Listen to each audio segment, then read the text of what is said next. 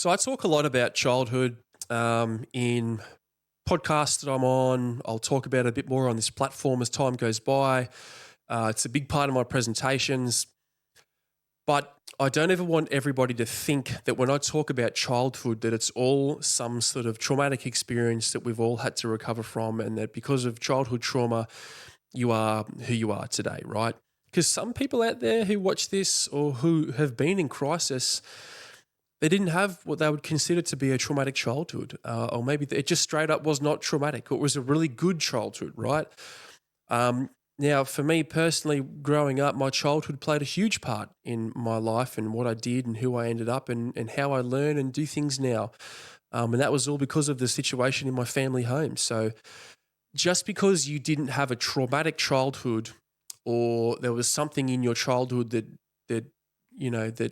doesn't scar you now or that you're not having to heal from, it doesn't mean that your childhood hasn't had a huge impact on the rest of your life.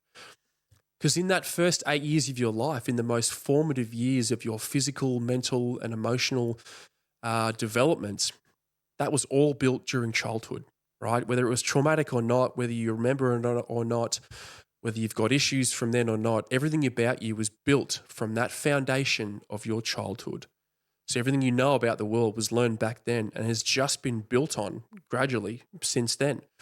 So I think having a look back at childhood and understanding who you are and your parents and how you've learned about human interaction, relationships, how you were treated as a child, is going to help you massively understand who you are fundamentally as a person.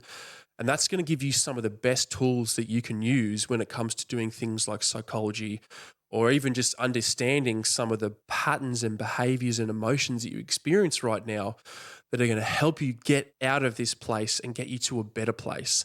So whether it was traumatic or not, whether you remember it or not, whether you care or not, your childhood is always a great place to start to find out about who you are so you can help yourself going forward.